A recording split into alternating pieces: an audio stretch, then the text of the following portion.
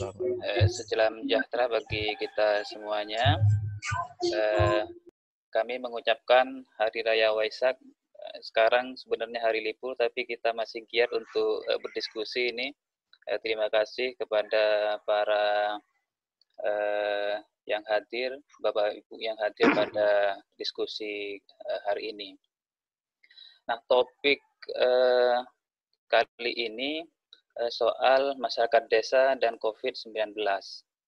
Nah, namun sebelum saya melanjutkan soal topik ini, saya ingin menyampaikan beberapa hal.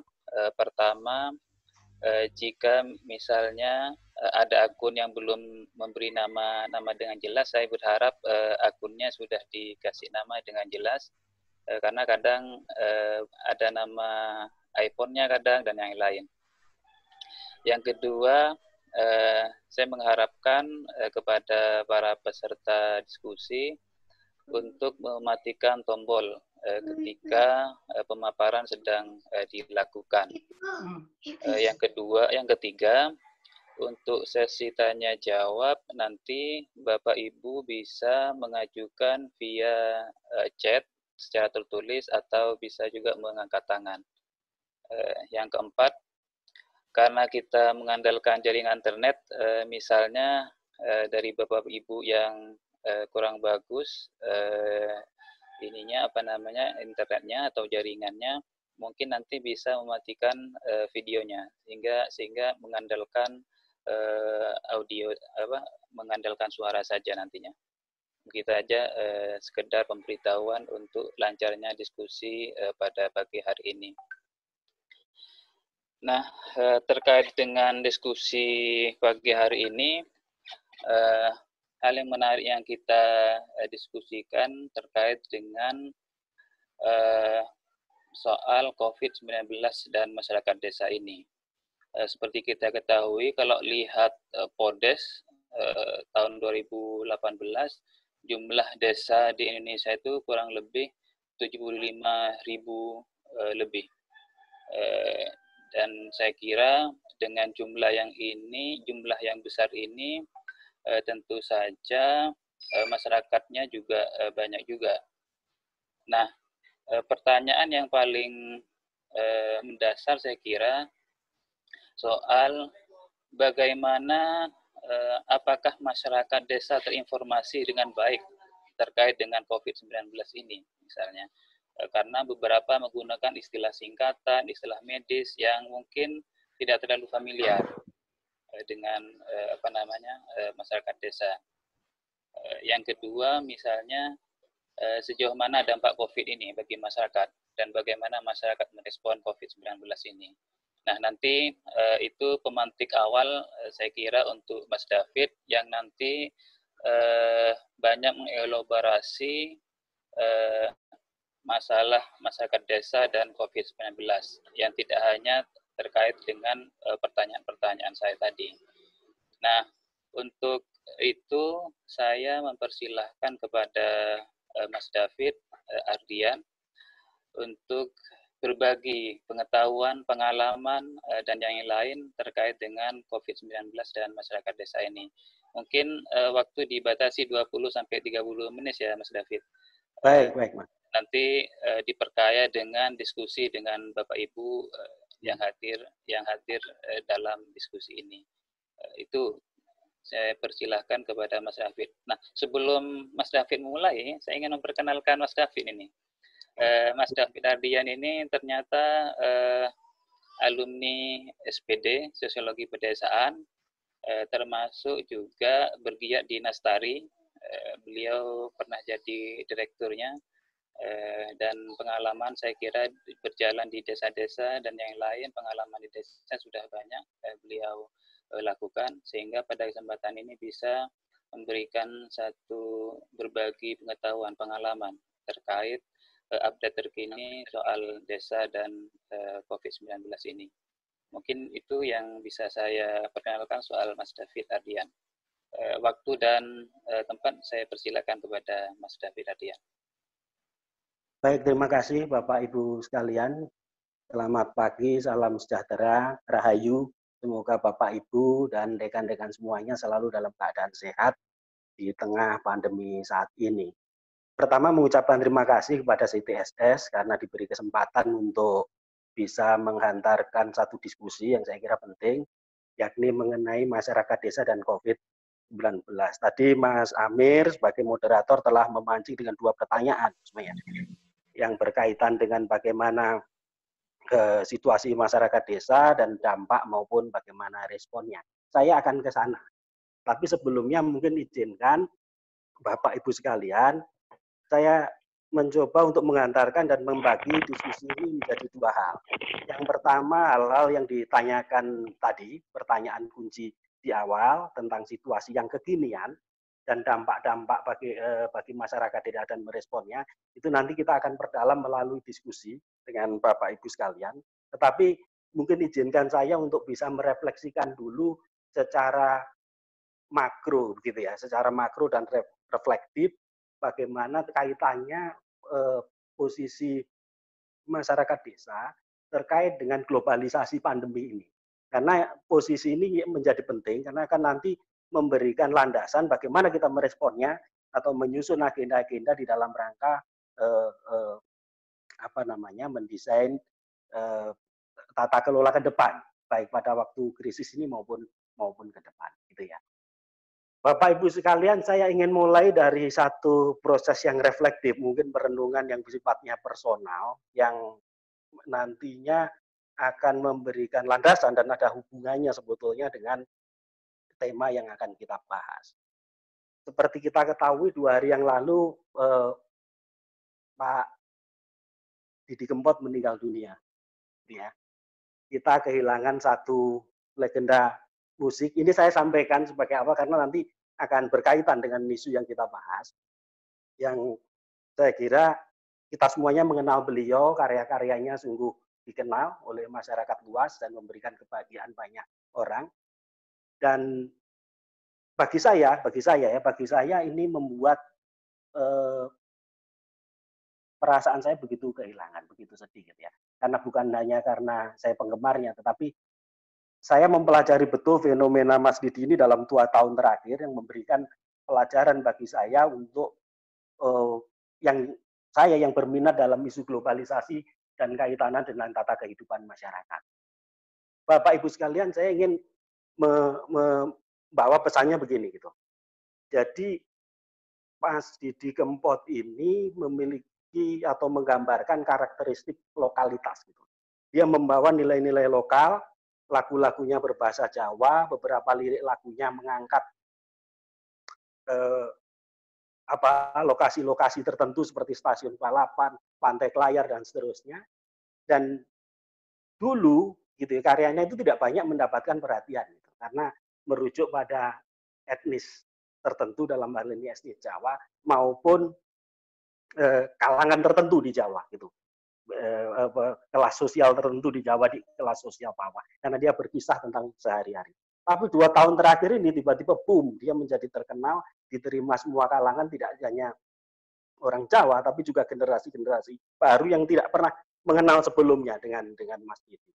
Yang ingin saya katakan di sini bahwa sebetulnya yang lokal, yang kuno, yang desa gitu ya, ternyata bisa diterima gitu dalam satu situasi sekarang dan menjadi pemicu tumbuhnya komunitas-komunitas baru yang kemudian berbuat baik. Bahkan dalam pandemi ini bisa mengumpulkan donasi sampai 7,6 miliar dan juga mendorong para komunitas-komunitas yang mengemarinya itu melakukan hal-hal yang baik dan menjaga pandemi. Yang ingin saya katakan begini, saya teringat apa yang dikatakan oleh Karl Polanyi ya dalam bukunya yang terbit tahun 1944 yang judulnya itu The Great Transformation. Jadi The Politics and the Social Origin of Our Time. Pasti sudah pada baca ya, Bapak Ibu sekalian. Kalau belum sama. Enggak, saya baca terjemahannya saja. Jadi intinya gini, globalisasi seperti globalisasi pandemi ini bisa dipandang dari 2 gelombang yang sebetulnya saling berlawanan. Yang dia sebut sebagai double movement ya. Jadi gelombang pertama itu ya neoliberalisme, ekspansi kapitalisme, modernisasi, nilai-nilai pasar dan seterusnya, yang beserta nilai-nilai yang terkandung di dalamnya, gitu ya, termasuk toksik yang dihasilkannya dalam bentuk wabah COVID sekarang ini. Yang gelombang kedua adalah arus baliknya yang melawan itu. Jadi resistensi masyarakat, mempertahankan kedaulatan, proteksi sosial, nilai-nilai lokal yang ada di dalamnya. Yang ini sebetulnya terwujud dari banyak sekali gerakan sosial termasuk di desa-desa yang kemudian menjadi bagian dari arus balik ini dalam gerakan sosial. Nah, saya melihat fenomena Mas Didi Kempot itu mewakili hal ini. Dan saya rasa Didi Kempot tidak sendirian. Itu banyak sekali Didi Kempot di berbagai tema kehidupan yang bergerak atas dasar keresahan, pemahaman, kesadaran baru yang tumbuh di desa-desa Nusantara ini yang banyak sekali gitu. Mereka membuat best practices, mewarnai kehidupan, tata kehidupan yang sebetulnya banyak dipengaruhi oleh arus besar dan larut dalam sungai liberalisme, globalisasi dan seterusnya ini. Kalau kita bisa saksikan ya di berbagai acara misalnya CNN Hero segala macam kan banyak champion-champion itu.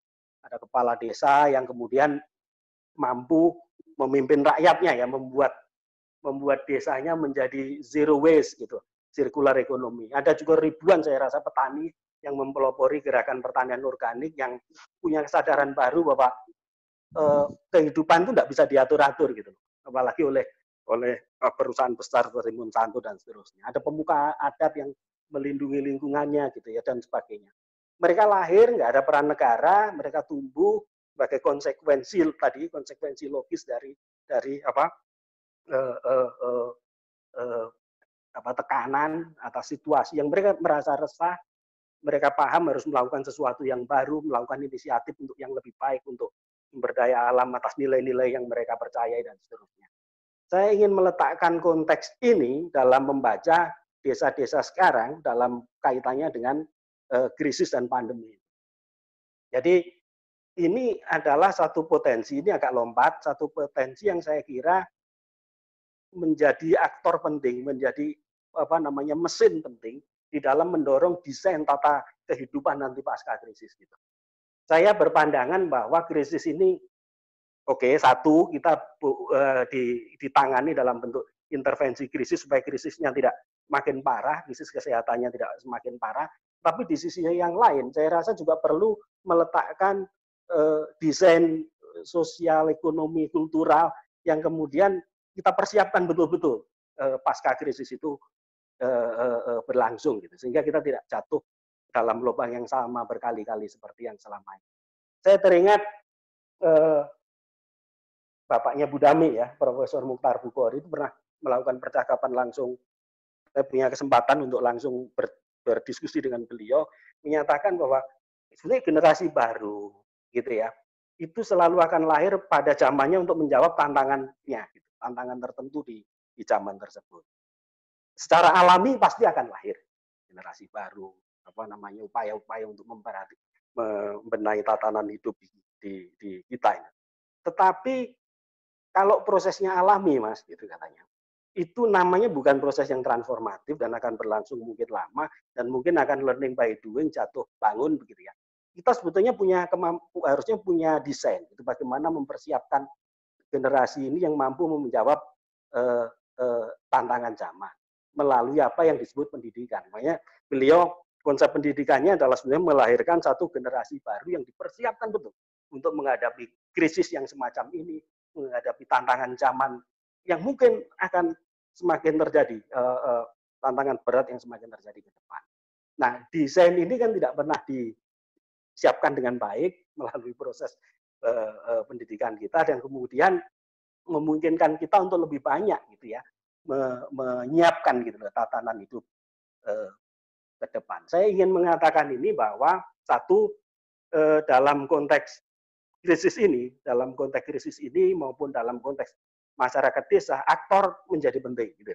Dan kita memerlukan Didi Kempot di mana-mana itu di desa-desa yang kemudian membuat satu inisiatif berdasarkan nilai-nilai lokal, berdasarkan kebutuhan dia untuk kemudian mempertahankan, memperbaiki tatanan di tengah situasi yang sulit seperti sekarang ini. Poin saya yang pertama. Yang kedua, Bapak Ibu sekalian, kita sekarang masuk ke isu desa ya. desa-desa di Nusantara ini adalah satu entitas asal, gitu ya, yang berkembang bersamaan dengan berkembangnya bangsa ini, yang kemudian dikelola, dipercayakan oleh kepada satu pengurus gitulah kira-kira, yang namanya negara yang kemudian kita beri nama Indonesia. Jadi saya ingin meletakkan begini konteksnya. Bangsa-bangsa Nusantara ini sudah ada sebelum Indonesia merdeka, mengalami kerajaan besar, komunitas adat yang beragam, kolonial, sampai sekarang Indonesia yang kita percaya untuk mengurus desa-desa Nusantara sekarang. Nah, situasi krisis sekarang ini yang berkaitan dengan COVID segala macam, ini kan sebetulnya residu dan toksik dari perilaku anak-anak begitulah, dari desa terus kemudian berkembang beranak, terus yang itu mulainya tidak dari desa. Desa-desa selalu menjadi penampung, menjadi reserver gitu ya dari toksik globalisasi, termasuk berkaitan dengan virus ini, berkaitan dengan kondisi virus ini. Dan setiap krisis desa-desa Nusantara itu sudah menjadi penyelamat Indonesia. Tahun 98 saya ingat ketika krisis ekonomi, desa menyelamatkan gitu. Kebutuhan pangan, solidaritas ekonomi, putaran ekonomi tradisional yang terus berjalan meskipun krisis itu terjadi. Selamat. 2007, 2008 krisis juga ekonomi. Banyak ekonom memperkirakan bahwa membuat permodelan ternyata kita akan kolaps, ternyata enggak. Lagi-lagi apa? Karena sistem sosial desa-desa ini yang menjadi penyangga bagi sistem pangan, sistem sosial, solidaritas itu disangga sehingga kita lepas. Ini bukan kehebatan pemerintah juga gitu. Tapi karena apa? Desa-desa ini selalu menjadi penyangga. Dan situasi sekarang nampak setidaknya saya bisa menyebutkan 3 hal kenapa desa menjadi pertama, penyangga gitu ya. Yang pertama berkaitan dengan dampak virus ini. Ini saya menuliskan itu satu artikel, mungkin bisa dibaca di webnya CTSS apa saya kurang tahu ya. Yang judulnya virus masuk desa, itu sebelum situasi virus ini merebak. Dalam artikel tersebut saya menggambarkan bahwa gelombang pandemi ini sebetulnya bisa dicegah untuk masuk dan berkembang biak ke desa-desa kalau pemerintah segera gitu ya melakukan upaya-upaya pembatasan sosial di kota. Tapi semuanya kan sudah terlambat ini. Sehingga ini bergelombang, bergulir dari dunia ke Jakarta, Jakarta ke kota-kota besar lainnya, kota besar ke kota kecil, dan sekarang sudah ke desa-desa. Dampaknya yang harus disangga desa adalah desa harus menyangga satu situasi di mana impact pandemi ini dalam kehidupan mereka. Mereka ini kehidupannya kan gotong royong, keluar saling menyapa, ini sekarang nggak bisa. Gitu. Ada keterbatasan-batasan, termasuk keterbatasan dalam hal layanan kesehatan. Ini bisa dibayangkan kalau itu terjadi di desa misalnya, di suatu desa di kota kecil di Tulungagung misalnya, jauh. Ini kalau ada yang sakit kan beda dengan kita ini. Di bawahnya juga jauh, nanti di jalan sudah stres sendiri gitu loh. Jadi ada jarak, ada jangkauan, ada layanan yang terbatas. Desa harus menerima dan menyangga. Kedua, limpahan tenaga kerja. Bapak Ibu sekalian, mandeknya ekonomi di kota, ya toh, dari pekerja-pekerja informal yang sebagian besar adalah mungkin kaum migran gitu ya dari desa. Ini kan sudah berjalan ini, kalau sudah berhenti maka mereka ke desa gitu. Nah, karena pembatasan sosial di kota mereka nggak punya pendapatan karena ekonomi mereka bergantung pada kerumunan, pada banyaknya orang, konser musik, sepak bola di pinggir-pinggir jalan dan seterusnya. Ini balik ke desa. Nah, sekarang di desa ini harus disangga ini tenaga kerja, limpahan tenaga kerja di kota ini harus ada penelitian yang cukup jelas, detail, transdisiplin gitu ya, untuk melihat ini sebetulnya. Bagaimana sebetulnya desa memangku atau menyangga limpahan tenaga kerja dan di kota. Ini saya kok belum banyak mendapatkan gambaran bagaimana mengatasi situasi ini di desa. Kaum migran secara logis, ya daripada saya di kota dan kemudian tidak punya penghasilan, saya akan merasa lebih aman kalau pulang ke kampung bersama keluarga besar mereka, dan kemudian pada sisi yang lain, keluarga dan desa ini menjadi tambah gitu bebannya dengan adanya limpahan tenaga kerja ini.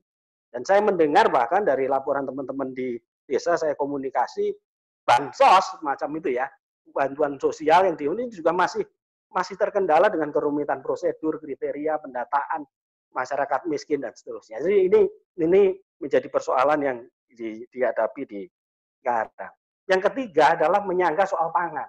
Ini di mana untungnya lagi. Nah, ini pandemi ini bersamaan dengan panen raya di wilayah produksi beras. Saya kontak ya dengan teman-teman di Indramayu, panennya berlangsung baik, melimpah, cukup untuk pemenuhan kebutuhan pangan, tapi masalahnya adalah harganya jatuh gitu.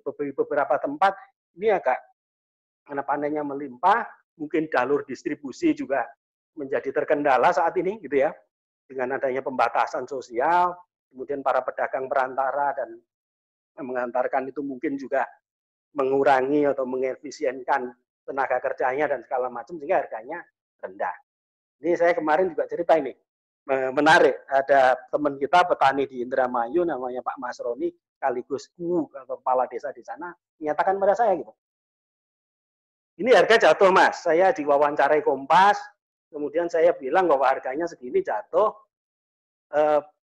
rupanya langsung ditelepon itu oleh Bulog gitu ya, kepala Bulog, karena statement dia masuk di halaman pertama di Kompas begitu, apa benar gitu kalian harganya segitu, kalian data dari mana dan seterusnya. Jadi untuk untuk mengungkapkan sesuatu fakta saja kemudian yang didapat itu malah ancaman gitu.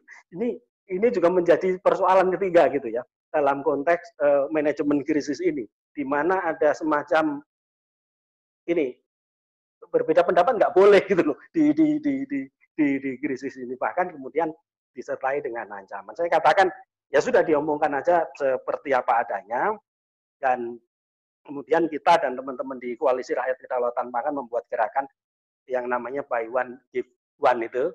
Jadi membeli 5 kilo tapi bayarnya 10 kilo supaya petani harganya baik, dan itu juga berasnya didonasikan atau distribusikan kepada kelompok buruh yang di PHK dan kemudian nggak bisa pulang dan seterusnya. Dan kegiatan ini berlangsung nih antara Petani Center dan seterusnya. Ini menjadi satu inisiatif yang menarik. Satu hal yang saya pelajari adalah begini, dalam konteks krisis ini, gini Bapak Ibu, krisis ini membawa kita melihat wajah asli kita sesungguhnya, itu karakteristik asli kita sesungguhnya yang mungkin kita tidak bisa lihat kalau itu tidak krisis gitu ya. Misalnya apa yang baik akan kelihatan baik, apa yang ditutup-tutupi akan mengemuka, yang laten menjadi manifest gitu ya. Itu nampak betul. Kerapuhan tata kelola, misalnya kekurangannya gitu ya. Bagaimana gerak lambat, jadi desain tata kelola yang sentralistik, yang sektoralis ini gue tidak didesain untuk bisa merespon dengan cepat krisis yang semacam ini. Sehingga yang terjadi kita lihat sendiri dan kita saksikan sendiri ya. Kalau kemudian krisis ini berlangsung.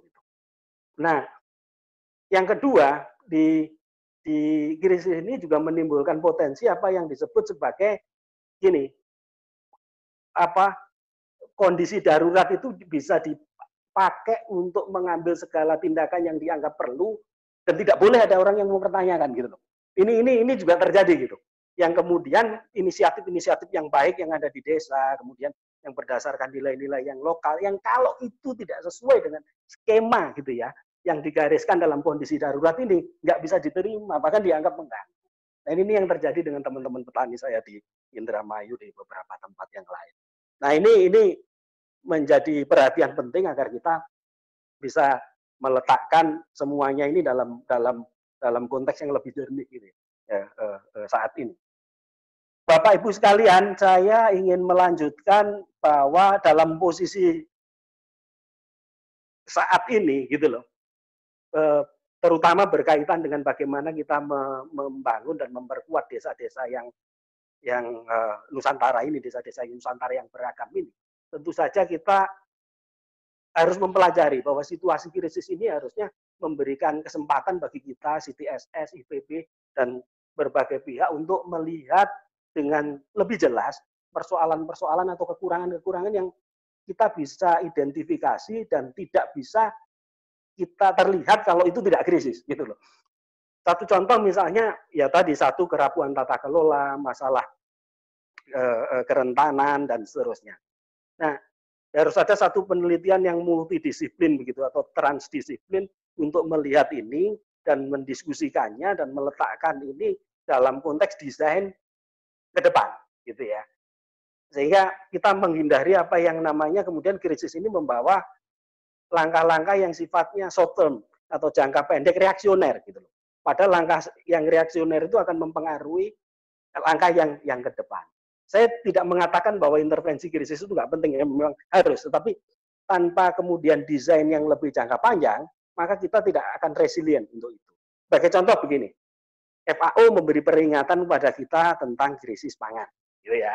Lalu direspon, oke, dalam rangka merespon isu pangan, maka caranya adalah mencetak sawah baru. Ya apa gitu loh.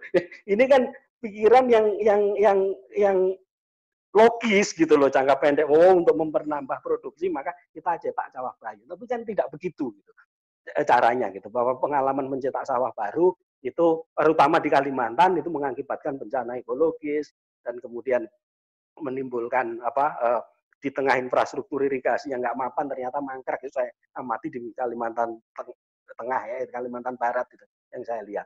Nah, kita sering terjebak pada logika-logika itu gitu loh. Yang harusnya para akademisi gitu ya, termasuk dalam hal ini CTSS, mencoba untuk memetakan itu dengan tekun gitu, dengan apa? Dengan jeli, sehingga desain ke depannya itu berdasarkan pengamatan kita. Dan jebakan kedua adalah dari para pengamat atau yang bersikap kritis itu, tahu sedikit masalah terus langsung bereaksi gitu.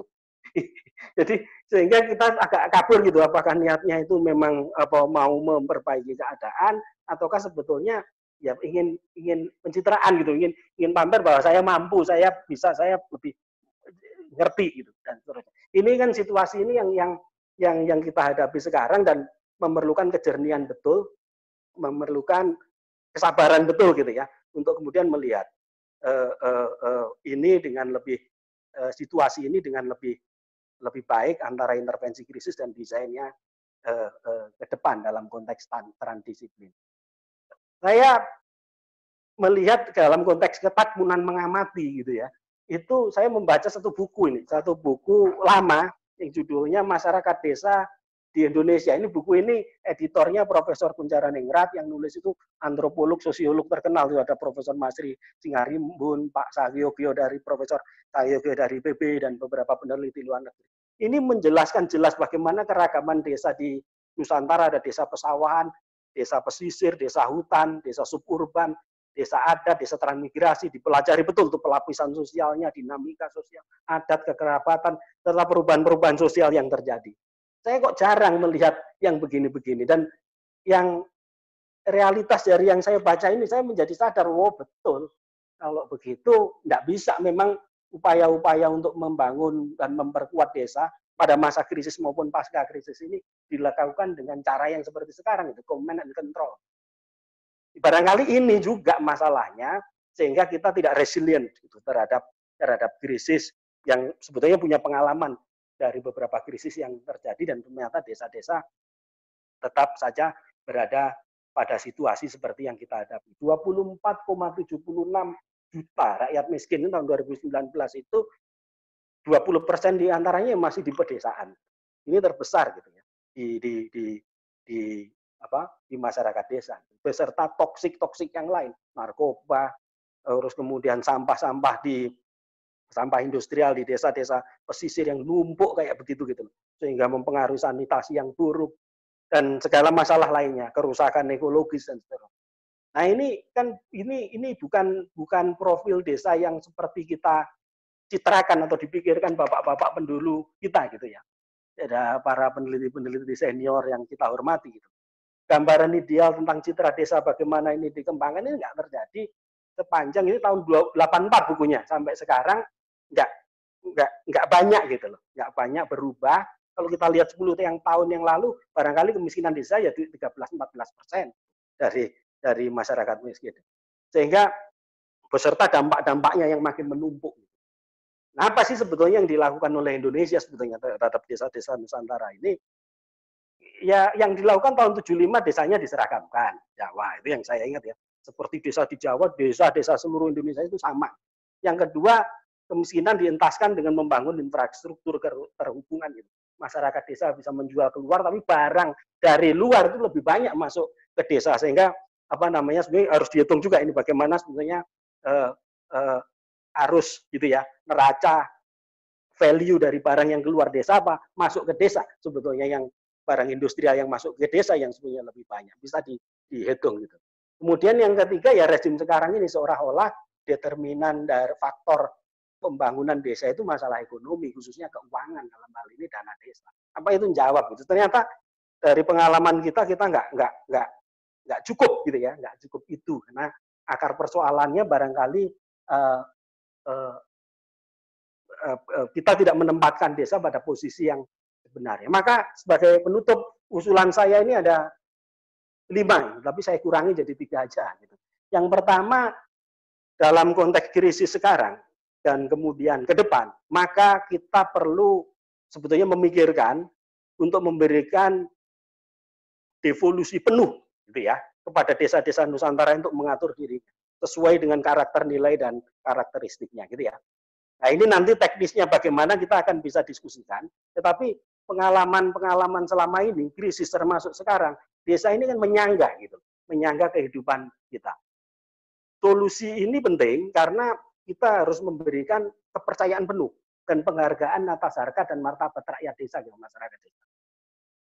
Dan ini akan didului dengan usulan saya dengan satu penelitian transdisiplin untuk mengupdate gitu ya tadi yang ditulis oleh bapak-bapak kita ini karakteristik desa yang beragam tadi sehingga memfasilitasi tumbuhnya kepercayaan diri, kekuatan desa untuk bisa mandiri dan sudah nggak usah diganggu-ganggu gitu untuk kemudian bisa tumbuh. Dan penelitian ini harusnya dipimpin oleh Budami, Profesor Damayanti Bukhori. Wah, sisan biar langsung jelas begitu ya untuk kemudian pendekatan transdisiplin untuk Indonesia ke depan. Yang kedua, perlunya melahirkan atau memperbanyak, memainstreamkan, mengarus utamakan Didi Kempot yang baru gitu ya di berbagai tidak terutama di desa-desa yang mengangkat nilai-nilai lokal, keragaman budaya, value dan nilai. Para champion lokal inilah sebetulnya akan menjadi pelopor dan mendorong dan mungkin perlu suatu saat CTSS misalnya pasca ini membuat semacam pertemuan besar gitu ya yang isinya para petani-petani, kepala desa, champion-champion lokal gitu ya untuk melihat bagaimana desa-desa Nusantara ke depan ini dikembangkan gitu. Sehingga bisa membantu Indonesia itu menjadi lebih baik. Kalau desanya kuat maka Indonesia baik. Gitu. Menggantungkan Indonesia kan kita ambiar terus gitu. Apa situasinya seperti ini gitu. Wes diambil alih saja. Jadi desa yang kemudian mengatur melalui champion-champion lokal ini yang kemudian merumuskan bagaimana sebetulnya baiknya desa Nusantara ke depan. Yang ketiga, saya rasa usulan saya adalah krisis ini memberi pelajaran khususnya terkait dengan soal pangan dan pertanian ya bahwa yang dimaksud ketahanan pangan itu harus direvisi itu. Tidak hanya ketahanan ketersediaan pangan di pasar gitu ya. Oh, lengkap kok di pasar cukup, di stok bulog cukup. Tetapi ini juga memberikan pelajaran pandemi ini bahwa pangan tidak cukup hanya tersedia dalam jumlah, tetapi juga kualitas, artinya bergizi. Karena untuk kita bisa survive, untuk bisa kita imun ke depan, maka kita perlu gizi yang cukup. Sehingga kedaulatan pangan itu nggak cukup, juga kedaulatan atas nutrisi, atas sistem pertanian yang sehat, petani yang sehat gitu ya, yang nantinya bisa melahirkan multiplier impact-nya generasi masyarakat yang sehat, yang resilient terhadap tantangan zaman termasuk menghadapi virus-virus yang ada gitu baik COVID maupun apalagi nanti gitu. Sehingga apa konsep ini harusnya menjadi kekuatan. Tidak hanya di kota, harusnya menjadi di desa. Yang keempat dan kelima tadi saya hapus, nanti diskusi aja gitu. Tapi terakhir saya ingin diskusikan lagi sebelum kita masuk ke diskusi, saya rasa saya kembali ke Mas Didi tadi, Mas Didi Kempot. Nah ini penting, ini perlu diperhatikan juga kita cermati baik-baik. Mas Didi itu selalu bicara mengenai patah hati, mengenai cinta yang dikhianati, begitu ya, mengenai kasih yang nggak sampai. Begitu. Tapi kesedihan ini dalam konteks perjalanan hidup ini kan sebuah ironi ya. Yang kemudian itu harus dialami dengan suka hati. Harus dialami, kalau bahasanya Pak Didi Kempot harus dijogeti istilahnya. Makna yang ini maknanya adalah saya kira kita perlu, oke, kita ada persoalan nih yang membelenggu kita, ada persoalan krisis, situasi-situasi sebelum krisis juga banyak masalah sebetulnya di desa-desa Nusantara ini. Tetapi itu harus tetap disikapi dalam konteks yang lebih jernih, maksudnya begitu. Harus tetap menjadi kebersamaan. Ini yang dilakukan masyarakat itu tuh di krisis segala macam, mereka juga suka hati gitu. Mereka resilient oleh karena apa, dalam situasi berat apapun masyarakat desa itu kalau kita lihat sesulit apapun itu ya protes gitu ya, tetapi protes juga tidak pernah ada gitu. Sehingga kita perlu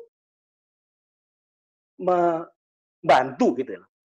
Kita semuanya yang ada di ruang diskusi ini perlu membantu agar Indonesia bisa memenuhi janjinya gitu ya, sebagai untuk memuliakan desa-desa Nusantara, memuliakan kehidupan. Kalau di istilahnya memayu hayuning bawono gitu kalau di Jawa ya. Filosofi ini ada di mana-mana, di Bali, di Lombok, di Sumsel, Talangtuo dan seterusnya, bahwa jangan sampai kita ini ingkar gitu loh. Ingkar janji seperti yang dikatakan Mas Didi Kempot itu. Kalau sampai medot janji akibatnya akan serius gitu. Dan untuk membantu Indonesia memenuhi janji, kita harus berjuang bersama-sama memfasilitasi dan mendukung desa-desa Nusantara. Sebelum alam dan Nusantara nanti menagih janjinya malah gitu. Oke, terima kasih Mas Amir. Ini dari pengantar saya, nanti detail teknisnya pengalaman saya di lapangan dan seterusnya bisa diperdalam melalui diskusi. Terima kasih. Oke, baik Mas David, pemaparannya kurang lebih 5 menit dari waktu yang ditentukan tadi. Nah, Bapak Ibu semuanya, seperti yang sudah dipaparkan oleh Mas David, saya informasikan sebelumnya bahwa CTSS mengadakan diskusi ini secara rutin, yang namanya itu kami namakan sebagai Transdisciplinary Tea Talk. Nah, pada kesempatan hari ini kita diskusi pada serial ke-6.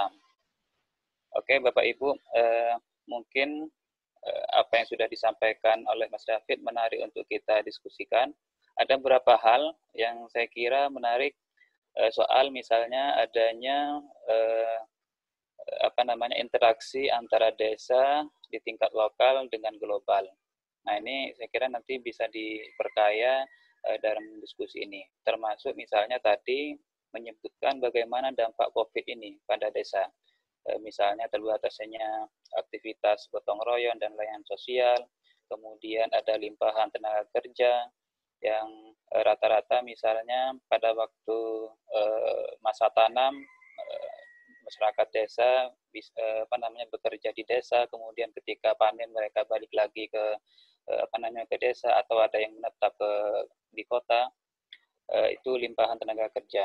Yang ketiga, soal penyediaan pangan. Yang ini disediakan di desa, tapi akhir-akhir ini harganya jatuh. Saya kira tidak hanya di desa pangan yang sifatnya yang beras atau komoditas lainnya, tapi juga di desa pesisir, harga-harganya juga turun atau anjlok. Nah, untuk menghemat waktu, saya ingin memberikan waktu kepada Bapak Ibu termin pertama ini. Nanti kalau misalnya ada termin kedua, nanti akan saya lanjutkan. Saya akan berikan 4 penanya untuk termin pertama ini. Saya berharap laki-laki dan perempuan mewakili di sini. Saya persilahkan kepada Bapak Ibu semuanya.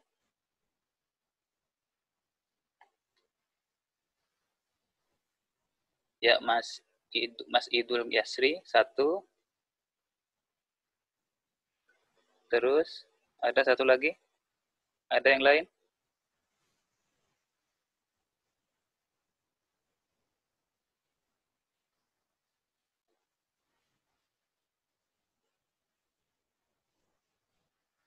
Apakah ada yang lain, Bapak Ibu?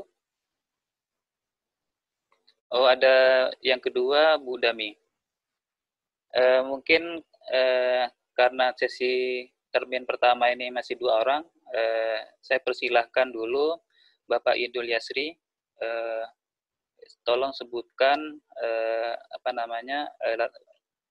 organisasinya atau dari mana. Yang kedua, Ibu Dami. Saya persilahkan pertama kepada Bapak Idul Yasri.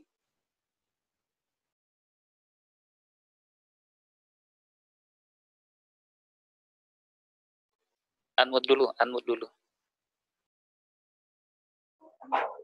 Terima kasih Mas Amir untuk kesempatan yang sudah diberikan kepada saya. Tadi Mas David sudah menjelaskan beberapa poin penting, kurang lebih ada 5 poin penting yang saya tangkap dari pemaparan terkait dengan diskusi kita hari ini. Saya menarik dengan satu poin yang tadi sudah dijelaskan dan juga disampaikan oleh Mas Amir tadi berkaitan dengan bagaimana desa itu kemudian meningkatkan atau jaringnya sampai ke tingkat global. Nah, pertama-tama saya memperkenalkan diri dulu. Saya sekarang ada di NTT, ya. Tapi sebenarnya saya bukan orang NTT, saya berasal dari Manado yang saat ini sedang bertugas di tempat ini, ya, di tempat yang sangat dekat dengan pedesaan-pedesaan yang ada di sini, ya. Jadi saya kalau saya memperkenalkan diri ya termasuk penggiat sosial lah seperti itu, yang cukup dekat dengan masyarakat di desa. Kalau saya kemarin saya ikut juga seminar dengan gubernur dari Sulawesi Utara dan juga para pakar ekonomi dan juga ada beberapa narasumber yang menjelaskan tentang kondisi Indonesia di dalam lingkup makro dan mikro. Tetapi menarik, kemarin Bank Indonesia melalui data dari Kepala Bank Indonesia, dia mengatakan bahwa salah satu sektor yang saat ini mengalami peningkatan daripada sektor-sektor yang lain yaitu sektor pertanian, justru sektor pertanian. Sedangkan sektor-sektor yang lain seperti pariwisata ataupun yang berkaitan dengan transportasi itu mengalami penurunan. Tetapi sektor seperti informatika dan juga pertanian itu sedikit lebih baik daripada sektor-sektor yang lain. Nah, berkaitan dengan tadi yang Mas Amir katakan dan juga Mas David tentang peningkatan bagaimana ada orang-orang yang seperti Mas Didi Kempot yang cinta akan budaya lokal, kemudian mengembangkan budaya gotong royong di desa itu untuk meningkatkan misalnya pertanian dan lain sebagainya. Nah, menarik karena sebenarnya kondisi COVID-19 ini yang saya perhatikan justru ada dampak positifnya pada bagian pertanian. Ya, sebelum kita bicara hal-hal yang negatif. Kemarin saya mendengarkan paparan dari Kepala Bank Indonesia, khususnya cabang Sulawesi Utara, dia mengatakan bahwa saat ini ada beberapa masyarakat, khususnya dalam lingkup masyarakat pertanian yang bergerak di bidang pertanian, mereka mengembangkan satu sistem transaksi di dalam bentuk jual beli secara online begitu. Jadi sisi baik daripada COVID-19 ini di mana para petani ini kemudian mengembangkan satu sistem baru yang kemudian didukung oleh orang-orang lokal yang mengerti tentang IT. Mereka kemudian mengembangkan satu sistem. Jadi tidak bertemu secara langsung dengan pembeli, tetapi beberapa UMKM yang kemudian bisa menampung barang-barang atau produk-produk dari pertanian ini kemudian membuka link, website, dan lain sebagainya, kemudian bisa dibeli secara online. Bahkan juga dari hal ini, COVID-19 juga membawa positif di mana para penggiat pertanian kemudian bisa mengembangkan yang namanya sistem pertanian terpadu. Dulu masing-masing orang itu misalnya ada yang punya padi, jual padi saja begitu. Kemudian ada yang punya produk-produk lain, misalnya menjual juga masing-masing. Tetapi bagaimana kemudian dengan adanya COVID-19, ini yang para petani dari berbagai jenis tanaman yang mereka tanam, kemudian bersama-sama kemudian membuat satu mungkin sebuah perkumpulan begitu untuk memasarkan produk-produk mereka secara tadi online. Jadi saya pikir menarik misalnya kalau dari teman-teman semua bagaimana dari penjelasan tadi dari Mas David, kita bagaimana memikirkan di tempat kita masing-masing. Kalau di tempat saya saat ini saya sedang tugas di tempat ini dan saya melihat memang salah satu faktor yang mempengaruhi produk-produk lokal ini kemudian tidak disentuh oleh orang lain karena mungkin tidak tersedianya UMKM yang kemudian bisa follow up daripada para petani ini. Sebenarnya tidak tersedia secara umum, hanya saja karena kondisi saat ini yang tidak memungkinkan mereka untuk menjual secara langsung ke konsumen karena ada pembatasan dan lain sebagainya. Nah, sehingga produk mereka malahan misalnya pertanian yang mereka miliki saat ini ada yang busuk, misalnya ada bawang-bawang yang mereka jual kemudian busuk dan seterusnya. Nah, bagaimana kemudian kita memikirkan UMKM, kita bisa menyediakan mungkin UMKM di tempat kita masing-masing untuk bisa memfollow up para petani yang ada di bawah ini. Kemudian kita bisa membantu dengan menggunakan jejaring internet seperti sosial media dan lain sebagainya. Mungkin begitu Mas Amir. Oke, terima kasih Pak Idul. Sekarang saya persilakan kepada Ibu Dami.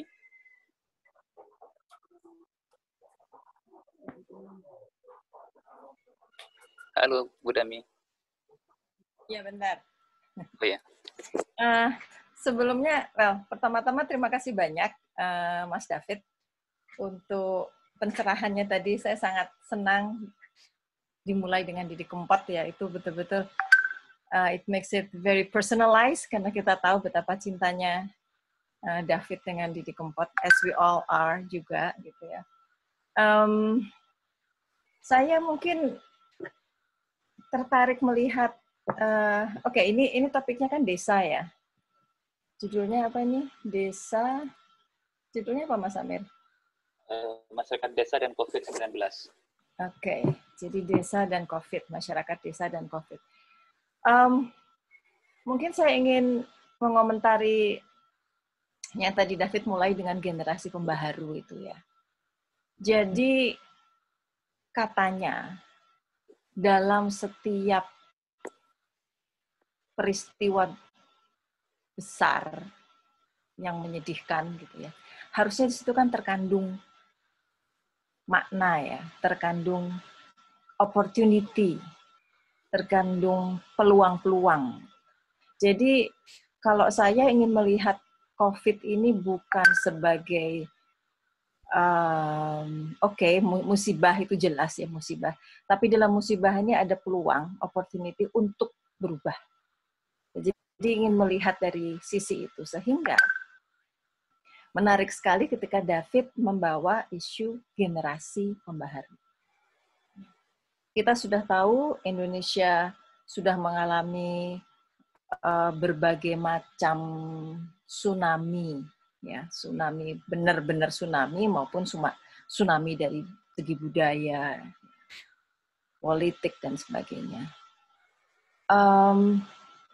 Kalau kita bicara Indonesia sebagai sebuah bangsa, kita juga paham bahwa yang namanya desa itu sangat berbeda tergantung local context, baik itu biophysical, local context maupun culture itu sendiri. Nah, adanya COVID-19 ini, jangan-jangan ini menjadi pembelajaran kita untuk melihat kembali what has changed di desa. Ketika dulu kita punya desa-desa tradisional or apa istilahnya ya, ketika kita masih menganut ada marga, nagari, ya di seluruh Indonesia itu kan punya karakter-karakter desa yang berbeda. Dan disitulah letak resiliensinya itu, karena adanya kebersatuan yang utuh antara budaya dan kondisi ekologis lokal. Nah, sekarang dengan adanya Soeharto, kemudian semuanya diseragamkan, seperti semua harus makan beras gitu ya. Padi serentak ditanam di mana-mana, semuanya harus makan beras, sampai orang Papua juga berubah jadi beras, berubah makan beras. Kita juga melihat ada penyeragaman terhadap desa itu sendiri. Jadi sebetulnya menarik sekali untuk saat ini kita banyak melakukan penelitian ya, bukan tidak berarti ini kadang-kadang orang menganggap bahwa penelitian itu sebuah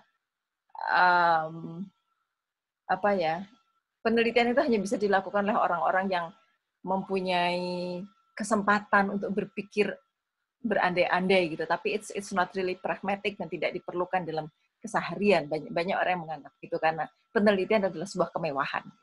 Nah, tapi terlepas dari semua itu, apakah mungkin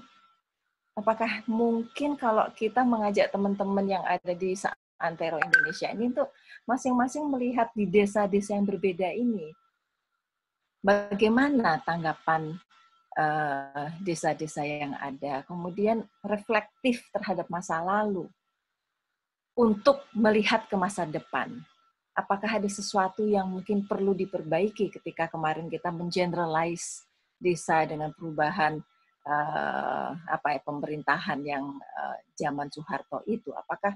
Tapi kalau gini nih berarti kita ngomong besar ya, karena berarti kita ngomong tentang sistem politik dan sebagainya. But hey, why not? Karena ini adalah sebuah kejadian besar yang membuat kita harus berani untuk berpikir besar, reflektif, tapi untuk kebaikan masa depan gitu. Nah, di mana nih letak dari masing-masing dari kita yang menyebar di seluruh Indonesia ini, teman-teman LSM, perguruan tinggi dan sebagainya.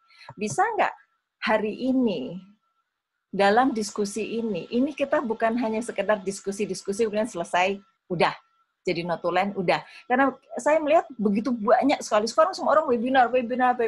It's like crazy. Everybody is doing webinar. Hati-hati, karena kemudian itu bisa menjadi noise, menjadi suara-suara bising, semua orang menunjukkan bahwa dia sudah terlibat gitu. Tapi kemudian di tengah-tengah kebisingan, itu ada kekosongan yang sangat-sangat dalam. Bagaimana kita menghindari menjadi bagian dari kebisingan yang kosong itu? Jadi saya minta nih sama yang semua datang hari ini, saya lihat ada 37 orang nih ya.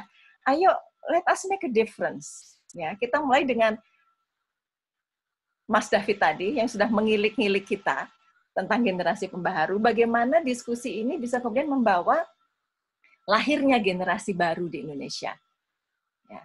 Karena tadi David juga mengutip tulisan Bapak almarhum yang sangat-sangat perhatiannya adalah dengan melahirkan generasi pembaharu. Apakah COVID ini, di balik COVID ini, kita bisa lahirkan generasi pembaharu dengan menggunakan transdisiplin misalnya, atau apapun lah, it doesn't need to be transdisiplin. Tapi let us to make something different today. Jadi hasil dari hari ini nanti menjadi sebuah diskusi-diskusi selanjutnya yang kemudian bisa kita sebar, bisa kita ya apapun. Saya tahu semua orang pasti juga punya cita-cita seperti itu ya, tapi what will make us different than the others? Mungkin itu pertanyaan besarnya. Jadi sorry banget Mas Amir kemana-mana nih ya. Makasih. Oke, udah Mi, terima kasih. Nah, untuk selanjutnya saya kasih kesempatan untuk Mas David. Pernyataan atau pertanyaan tadi. Terima kasih. Ya saya nggak banyak karena yang sebagian sebetulnya menambahkan atau pernyataan ya, bukan pernyataan yang harus saya klarifikasi atau saya jawab. Tapi poin saya begini, apa yang disampaikan oleh Mas Yastri ya, tadi itu kan sebetulnya akhirnya menjustifikasi bahwa desa gitu ya, di dalam hal ini pertanian ya gitu ya, yang itu mayoritas dilakukan di desa-desa tentunya, itu menjadi penyelamat dalam konteks krisis. Jadi setiap krisis yang terjadi itu terjadi Mas tahun 98, tahun 2007 gitu ya. Itu ya desa menjadi buffer gitu. Desa itu menjadi selalu penyelamat bagi Indonesia gitu ya. Ketika kita dihadapkan pada krisis. Saya ingin meletakkan begini, kalau kemudian ini menjadi penyelamat, tapi ketika normal apa yang terjadi gitu kan? Ketika normal kan kita selalu melihat bahwa desa itu selalu ditinggalkan. Itu yang saya gambarkan sebagai cidro itu tadi, ingkar janji itu tadi gitu loh. Jadi eh, pada waktu susah itu menyangga gitu dengan pertanian, dengan modal sosial, solidaritas dan segala macamnya. Tapi ketika pada situasi normal, yang dilakukan Indonesia terhadap desa-desa Nusantara itu apa gitu loh. Jadi ini saya rasa bukan soal ini ya, sampai batas mana nanti gitu ya. Kita nggak tahu sampai batas mana nanti kemudian yang terjadi karena ini adalah proses yang alami, tadi tidak proses yang transformatif. Proses transformatif itu sudah dimulai dengan teman-teman LSM dan segala macam mencoba untuk mendampingi dan ternyata sporadis dan saya pikir juga gagal gitu ya. Oh, tidak belum gitu loh. Belum nyampe untuk kemudian mengkonsolidasi secara kuat perubahan sosial yang dimaksud. Tapi kalau kemudian ini tumbuh secara alami dan kemudian makin lama makin menguat, upaya-upaya untuk kemudian desa-desa ini mereklaim urusan-urusan dirinya, ya itu pasti akan terjadi suatu saat gitu dalam konteks hukum apa namanya tadi yang polanya sebutkan tadi ya apa istilahnya apa double movement tadi gitu loh. Itu yang pertama yang ingin saya tanggapi.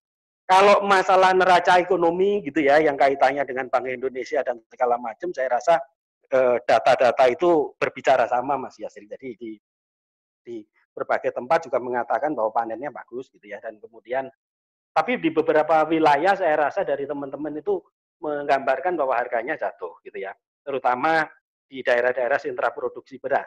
Gitu ya. Kalau untuk produk-produk pertanian yang lain saya rasa itu masih tetap berjalan dan kemudian nilainya positif. Saya yakin ini itu apa namanya informasi yang atau data yang betul. Yang kedua soal Budami ya, yang terkait saya nggak ada komen dengan Budami karena apa generasi pembaru itu diperlukan. Kalau melahirkan itu prosesnya berarti transformatif. Transformatif itu dari internal gitu loh. Bukan karena faktor eksternal, tapi dari dilahirkan betul kalau Pak Mokhtar ya didesain betul yang kemudian bisa memfasilitasi tumbuhnya aktor-aktor baru lah. Kemudian untuk menjaga resiliensi, kekuatan gitu ya. Bangsa ini ke depan kira-kira begitu. Dan bagi kalau saya ya pengalaman ngelihat di desa-desa justru kemudian gini yang harus ini kan generasi pembaru ini yang dimaksudkan seringkali apa yang kemudian dirintis dan menjadi inisiatif itu kan selalu dianggap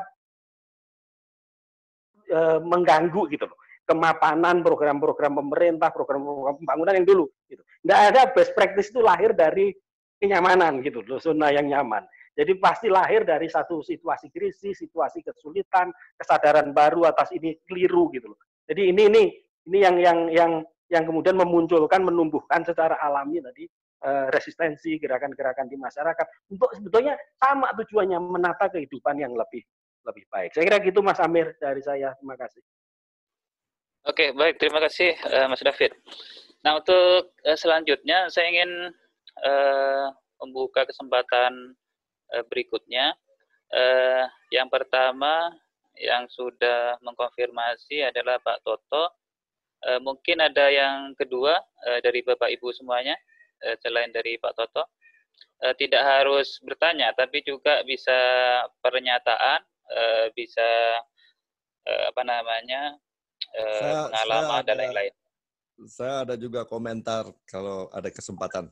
Oke, berarti sekarang Pak Toto dan Pak Satiawan. Untuk waktu dan tempat saya persilahkan kepada Bapak Toto Raharjo. Halo, Pak Toto.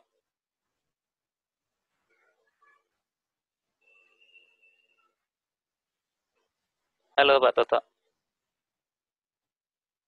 Apakah suara saya terdengar?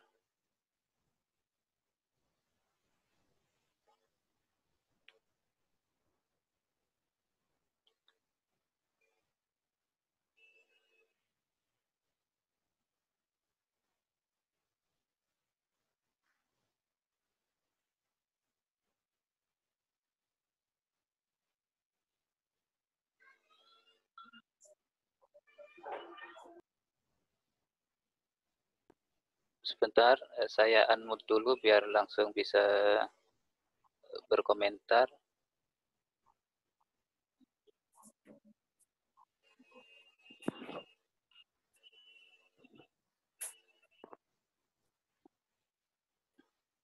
Kok sudah nggak ada ya? Apa keluar?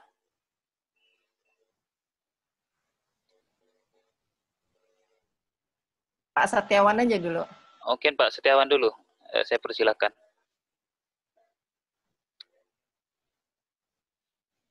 Ya, terima kasih.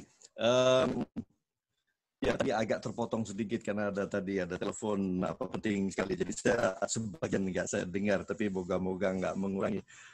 Begini, saya ada dua hal yang saya mau kemukakan. Yang pertama yang penting ini dalam hal membantu petani menampung produk-produknya. Saya harus wanti-wanti bahwa desa itu bukan satu kesatuan yang ada diferensiasi sosial yang besar sekali di desa. Jadi ada lapisan-lapisan penduduk desa yang kurang rentan dan yang lebih rentan dan sangat rentan di dalam konteks COVID ini. Sehingga networking yang dibangun oleh teman-teman di dalam menampung atau berusaha untuk menampung produk-produk pertanian dan disambungkan ke ke kota misalnya atau ke golongan-golongan masyarakat penduduk yang terkena bencana COVID ini. Ya. Mohon maaf Pak, suaranya kurang jelas Pak. Mungkin videonya dimatiin Pak. Videonya mati ya, oke. Oke. Jadi penduduk desa berlapis-lapis, ada yang sangat rentan, ada yang kurang rentan, ada yang mungkin tidak begitu rentan gitu ya. Nah, networking dan mobilisasi yang dibangun sekarang ini untuk menampung produk-produk dari petani untuk disalurkan kepada yang membutuhkan karena COVID ini, yang di PHK, informal sektor yang tidak mempunyai lagi income dan sebagainya, itu adalah usaha-usaha yang untuk penduduk desa paling paling membantu golongan yang paling tidak rentan di desa. Karena mereka lah adalah orang-orang yang memiliki tanah, memiliki usaha pertanian, dan menghasilkan produk pertanian. Tapi jangan bahwa masih ada lapisan-lapisan di masyarakat desa, penduduk desa, yang lebih rentan karena mereka tidak memiliki means of production. Dia tidak memiliki tanah, tidak memiliki produk pertanian juga. Ya, kebanyakan hanya memberikan tenaga kerja mereka. Nah, sebagian dari golongan yang rentan ini, landless ini, dia pergi ke kota untuk cari pekerjaan dan mereka sekarang menjadi korban dari COVID ini karena tidak ada pekerjaan. Sebagian pulang ke kampung dan sebagian terjebak di kota dengan sendirinya. Tapi di sini kita harus perhatikan bahwa golongan-golongan yang paling rentan ini justru tidak terbantu oleh mobilisasi aliran produk dari desa ke kota yang sedang diusahakan ini. Mereka hanya terbantu dengan bantuan langsung tunai misalnya, ya, atau pangan. Ya. Dan kelembagaan di desa sendiri mungkin tidak mampu melakukan hal ini karena kelembagaan itu udah nggak ada lagi. Jadi bagi mereka adalah proyek-proyek lapangan kerja yang sekarang harus dilakukan oleh pemerintah desa, misalnya membersihkan saluran irigasi, membangun jalan, memperbaiki jembatan-jembatan, apapun juga untuk mendapatkan income harian. Ya. Itu yang paling penting. Ini harus disadari dan kita harus mendesak pemerintah untuk menciptakan program-program lapangan kerja langsung di desa ini. Yang kedua adalah seperti tadi yang dikemukakan Bu Dami, saya sangat setuju nih ya, kebisingan yang kosong. Satu pengertian yang bagus nih ya. Kebisingan yang kosong, bagaimana mengisi kebisingan, bagaimana menghindari ini ya. Benar, memang seperti juga dikemukakan oleh David, desa selalu menjadi buffer, dan desa sekarang sudah diintegrasikan penuh ke dalam sistem pasar ya. Dan sebetulnya yang harus dikembalikan adalah kedaulatan desa sendiri, kedaulatan pangan, kedaulatan kesejahteraan dan sebagainya, yang tidak terlalu tergantung sepenuhnya pada pasar. Dan ini adalah sebetulnya passion agriculture ya, passion agriculture yang lebih agroekosistem sifatnya. Dia sebetulnya menciptakan kedaulatan yang lebih besar itu, sehingga pandemik seperti ini mereka lebih tahan ya, tidak terlalu rentan. Nah, bagaimana kita kemudian berusaha untuk membalik tadi, David bilangnya bagaimana membalik desa agar tidak selalu menjadi buffer dan menjadi ujung dari semua yang toksik itu tadi ya. Ini menarik sebetulnya, artinya ini bisa dikerjakan dalam berbagai hal ya, bersama serikat-serikat tani, bersama kelompok-kelompok tani, tapi juga dalam bentuk kuliah-kuliah di universitas. Jadi sebagian dari kita ini urusannya di universitas. Jadi kita harus memperbaiki atau memperbarui dan merubah isi dari mata ajaran, lebih mendorong pada membangun masyarakat desa yang lebih kokoh ya.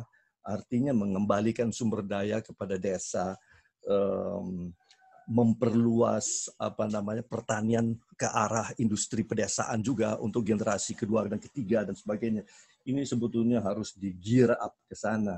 Dan smart agriculture, konsep smart agriculture itu saya rasa bukan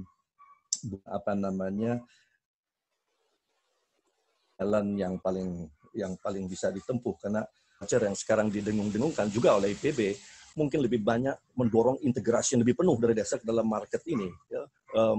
Padahal kalau menurut saya justru keragaman di desa itu harus dibangun, dan tidak saja pertanian tapi juga keluar dari pertanian tetapi masih di dalam komunitas desa. Jadi komunitas desa tidak lagi sebagai buffer, tidak lagi sebagai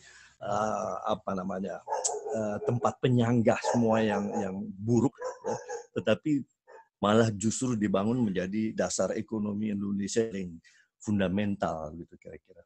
Terima kasih, itu saja Pak Amir. Terima kasih.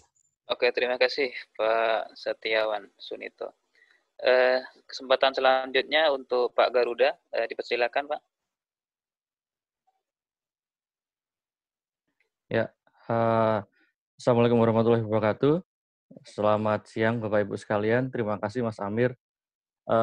Salam hormat Ibu Prof. Damayanti Bukhori, Mas David Ardian.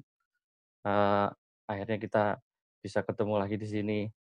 Saya mohon izin Mas Amir, saya untuk tidak pakai ini ya video karena mungkin sinyal saya juga nggak begitu bagus. Mohon izin. Ya. Saya menarik ada beberapa hal dari diskusi yang diangkat oleh Mas David tadi. Ada beberapa hal. Saya mencoba ingin mengasumsikan kembali begitu masyarakat desa dan COVID-19. Diskursusnya adalah pangan gitu ya. Nah, saya mencoba ingin mengasumsikan kembali. Jadi, apakah masyarakat desa tidak bisa makan gitu karena COVID? Artinya tidak ada distribusi yang masuk dari kota ke desa, atau malah sebenarnya masyarakat desa itu sumber dayanya yang mereka produksi itu tidak bisa ke kota, jadi menjadi masalah. Kalau yang saya tangkap dari diskusi kita ini tadi adalah mungkin sepenangkap saya adalah sumber daya yang ada di masyarakat desa terkait misalnya produksi pangan itu mungkin produktivitasnya tidak maksimal, tidak efektif terkait COVID, dan pangannya tidak bisa sampai ke kota gitu. Itu mungkin yang menjadi asumsi saya saat ini dalam berdiskusi terkait meeting kali ini. Nah, jika begitu gitu ya, sebenarnya itu yang pertama. Jika begitu, yang kedua berarti adalah yang bermasalah adalah masyarakat kota gitu ya, yang kebingungan terkait pangannya gitu. Ya, walaupun negara punya kebijakan untuk impor, tapi ternyata kebutuhan kita terkait ketahanan pangan gitu ya, ternyata tidak bisa juga dicukupi dengan itu gitu. Bahwasanya ketika impor yang jadi masalah adalah desa juga tidak bisa meraih pangan yang diimpor gitu, yang dari kota gitu ya. Jadi artinya malah seolah-olah ini yang khawatir adalah masyarakat perkotaan gitu, yang kira-kira tidak bisa supply gitu ya, tidak bisa mendapat supply dari masyarakat desa gitu ya. Sepertinya itu jadi yang saat ini mengemuka gitu kan. Nah, lantas terkait hal seperti itu, saya punya pengalaman itu di Kalimantan Selatan itu, di Kabupaten Hulu Sungai Utara. Itu bahwasanya dalam konteks pangan itu sebenarnya ada peraturan bupati itu sampai ke desa yang namanya terkait perdesaan gitu, perdesaan. Nah, dalam konteks ini adalah ada beberapa hal. Salah satunya adalah perdesaan itu terkait pertanian gitu ya. Jadi bagaimana antara desa yang dalam satu kawasan gitu ya, misalnya di tengah-tengah hamparan pertanian gitu ya, sawah gitu dalam konteks ini, itu di sekelilingnya ada desa. Nah, di situ ada sebuah perbub gitu ya, yang menjelaskan eee, bahwa desa-desa tersebut itu eee, penanamannya siklusnya bisa diatur gitu. Nah, saya pikir itu juga bisa menjadi perhatian kita. Jadi bagaimana tidak hanya spesifik ke desa saja, satu desa gitu, atau mungkin secara komunal, itu kita juga harus perhatikan. Jadi bagaimana kebersamaan gitu ya, gotong royong itu tadi kembali lagi antar desanya gitu, bukan sebatas desa, desa ini dalam konteks desa, satu desa begitu ya, yang sebenarnya kalau dari buku yang Mas David antarkan tadi juga eee ada beberapa tipologi kan itu. Nah, tidak hanya satu tipologi, tapi sebenarnya dari beberapa tipologi itu bisa saling mensupport. Contoh misal yang desa yang saya pela yang saya pengalaman di Kabupaten Hulu Sungai Utara itu di Kalimantan Selatan itu adalah mereka itu mengkoordinir melalui BKAD, Bapak Ibu. Mungkin ada yang sedikit memahami terkait badan koordinasi antar desa itu tadi. Jadi mereka melakukan diskusi rutin terkait produktivitas gitu, yang itu dipimpin oleh sebenarnya dari BKAD itu sendiri di tingkat kecamatan dan dalam hal ini Dinas Pertanian gitu ya. Itu bisa sebenarnya, itu untuk mengkonsolidasikan, pangan-pangan yang sumber pangan yang di desa tersebut. Jadi perlu terjadwal gitu. Apakah itu bisa terjadwal terkait penanamannya atau mungkin jenis yang ditanaman gitu. Nah, itu bisa dikonsumsi sendiri gitu. Nah, mungkin benar bahwa kalau tidak hanya semata-mata kita berpikir soal desa yang perdesaan ya gitu, tapi kita juga perlu memikirkan terkait desa. Dalam hal ini adalah sebuah desa gitu, satu desa gitu. Jadi bagaimana dia bisa bertahan gitu ya. Jadi sebenarnya secara sistem, secara undang-undang kebijakan Indonesia sudah punya Undang-Undang Nomor 16 terkait tentang desa itu yang mengatur sebenarnya eee pengelolaannya gitu ya, sampai dari RPJMDes, APBDes, RKPDes, sampai nanti bagaimana pengelolaannya. Nah, itu diturunkan di Permendagri 114 tentang perencanaan desa 2014, tahun 2014. Nah, dalam konteks ini sistem itu bisa kita manfaatkan bahwa pangan-pangan yang sebenarnya jadi sudut pandangnya kita tarik dulu ke atas, dari perdesaan gitu ya, dalam konteks ini baseline datanya adalah kebutuhan pangan mungkin beras, sayuran, atau mungkin apa itu misalnya, kayak ya palawija gitulah misalnya, kebutuhan antara misal kita sebutnya beras dan sayuran gitu. Nah, itu nanti kita konteksnya dibawa ke atas dulu dari beberapa desa, nanti mungkin desa A itu nanti tanaman pangan, desa B nanti tanaman sayuran gitu kan. Itu sebenarnya bisa gitu. Hanya saja sistem itu tidak ANSI lantas itu berhasil ketika kita bisa memasukkan ke RPJMDes-nya, APBDes-nya, RKPDes-nya, gitu kan, itu tidak ANSI langsung berhasil. Jadi saya sepakat bahwa memang perlu local champion di masyarakat desa.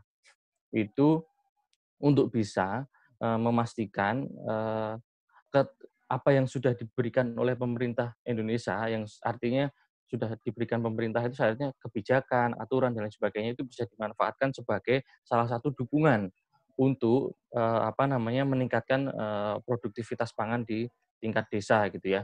Nah,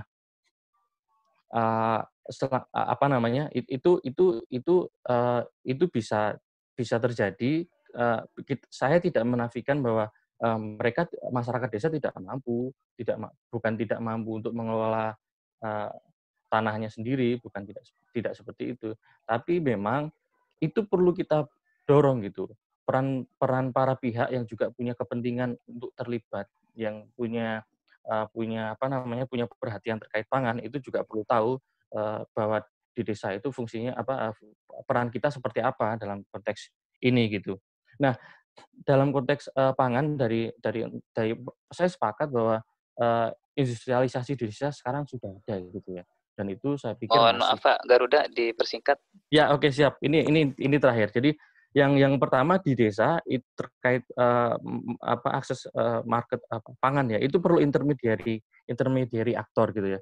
Yang saya lihat adalah sebenarnya koperasi ini punya peran penting gitu loh untuk bisa menjadi intermediary aktor antara ya intermediary institution gitu dari masyarakat desa ke konteks pasar pangan, mendistribusikan ke tingkat luas. Di satu sisi koperasi juga bisa mengamankan bagaimana masyarakat desa itu untuk mempertahankan pasokan pangannya sendiri gitu. Terima kasih Mas Amir atas waktunya. Salam Mas David, Ibu Dami, Bapak Ibu sekalian. Oke Pak. Untuk selanjutnya saya persilakan kepada Pak Toto. Oke, terima kasih sekali, dan saya tidak menyalakan videonya karena supaya tadi agak crowded nih. Saya mau melontarkan gini, saya kira tentang desa, tentang pangan sudah cukup dibicarakan gitu, tapi saya ingin menanggapi soal pembaharu tadi, soal generasi pembaharu ya. Kalau ngomong generasi pembaharu berarti bicara soal bagaimana sistem pendidikan yang ada di Indonesia. Saya kira mahkota COVID-19 ini telah menjungkir balikan realitas sebetulnya, bagaimana modernisasi yang selama ini berlangsung itu dijungkir balikan betul ini, tentang kebanggaan dan sebagainya itu habislah ngadepi binatang kecil yang enggak kelihatan itu. Nah, kembali bicara ke pendidikan, apakah mungkin generasi pembaharu ini akan lahir? Ini justru pertanyaan saya. Kalau sistem pendidikan kita itu hanya melahirkan follower, hanya melahirkan para pengikut saja gitu. Hampir dari pendidikan dasar sampai perguruan tinggi menurut saya hampir tidak menunjukkan itu. Semuanya fotokopi. Semuanya fotokopi dari antah berantah, nggak tahu. Sekarang orang pendidikan yang ada hanya mempelajari sesuatu yang bukan dari dirinya, bukan dari lingkungan yang ada, bukan dari potensinya, tetapi mau mengejar, nggak tahu tuh PISA kayak apa gitu. Sementara PISA ini dibikin oleh lembaga ekonomi, bukan lembaga pendidikan. Sama seperti apa yang ada di dalam pikiran para penguasa kita sekarang ini, sebenarnya pikirannya itu juga ekonomi. Nah, ekonomi yang kita maksudkan adalah ekonomi maklar, bukan bagaimana memproduksi kehidupan ekonomi, bukan. Jadi sekarang dengan teknologi informasi ini juga blunder sebetulnya. Ada startup, tetapi startup itu mau jual apa, mau memproduksi apa. Orang sekarang bisa menggunakan startup ya hanya jadi maklar, tetapi menggunakan teknologi informasi. Nah, ini menurut saya tantangannya sekarang ini dengan COVID-19 ini, ada nggak refleksi besar-besaran untuk mengubah itu? Karena sekarang sudah menunjukkan bahwa ini pertarungan antara modernisasi dan tradisi sebetulnya yang selama ini tradisi sudah diporak-porandakan termasuk situasi desa yang ada sekarang ini. Jadi sekarang ini desa sangat tergantung dengan lurahnya ini waras apa enggak. Kalau enggak ya babak belur ini. Desa sebagai penampung atau buffer tadi, tetapi sementara infrastrukturnya atau sistem kehidupannya udah berantakan. Dan itu yang apa namanya? Yang tantangannya. Nah, sekarang saya tidak terlalu yakin pemerintah juga akan menggunakan peristiwa ini menjadi refleksi yang apa namanya? Yang fundamental untuk mengubah seluruh apa namanya? seluruh hal yang saya tidak terlalu yakin. Sama seperti sekolah sekarang ini sibuk memindahkan sekolah ke rumah dengan menggunakan teknologi informasi. Enggak. Jadi satu sisi ketika kita mau ngomong generasi pembaru, mungkin enggak mengembalikan bahwa semua orang adalah menjadi pusat pengetahuan, semua orang adalah menjadi subjek pengetahuan. Nah, ini tantangan besar. Nah, saya kira ini juga tantangan untuk perguruan tinggi juga. Apakah mampu mengubah secara fundamental terhadap apa yang dilakukan selama ini. Karena pembaru itu adalah dimulai dari orang-orang yang kreatif, yang apa namanya, yang melakukan banyak hal, yang melakukan inovasi-inovasi di dalam kehidupan, termasuk politik, ekonomi, dan kebudayaan, dan sebagainya. Maka tidak ada cara lain, ini harus ada revolusi kebudayaan menurut saya. Kalau enggak, ya balik lagi nanti, pasca apa namanya virus corona ini yang paling siap adalah pedagang yang akan mencaplok banyak hal tentang apa yang bisa dia perdagangkan gitu. Walaupun kita di dunia memang disuruh untuk berniaga ya, tetapi kan tidak semua hal diperniagakan, termasuk kesehatan, termasuk pendidikan ini kan tidak boleh diperdagangkan sebetulnya. Nah, itu yang harus dilindungi oleh negara. Dua hal saja negara gagal gitu loh untuk melindungi itu. Nah, maka saya mencoba menghimbau seperti yang tadi juga ada disarankan ke Budami, mungkin nggak kita melakukan pengamatan atau riset-riset yang paling tidak kita bisa membuat semacam konsep tanding terhadap hal yang selama ini terjadi, termasuk dalam pendidikan, kesehatan, termasuk pangan. Itu pangan ini sudah jelas lah. Kita sudah kolaps sejak dari benih, sudah nggak apa namanya tidak bisa dikuasai lagi. Sebenarnya nggak masalah mau hibrida kayak mau rekayasa genetika, tetapi itu pertanyaannya milik siapa gitu, bisa dikendalikan oleh siapa. Kalau memang benih-benih lokal itu dianggap nggak maju itu, tapi pertanyaannya punya siapa, teknologinya siapa yang menguasai. Saya kira itu Mas, saya kira itu pertanyaan saja malah ke David ini. Mungkin nggak generasi pembaharu ini bisa lahir kalau sekarang hanya dilahirkan generasi-generasi penghafal, generasi-generasi follower. Jadi yang eksis di Indonesia hanyalah orang-orang yang terkenal saja. Kalau yang terjadi follower yang berkembang ini. Kira-kira itu saja Mas. Terima kasih banyak. Oke Pak Toto Raharjo, terima kasih atas pertanyaan dan pernyataan tadi. Ada 3 penanya tadi. Saya persilakan langsung kepada Mas David. Sebelum Mas David menjawab atau membahas pertanyaan dan pernyataan itu, saya ingin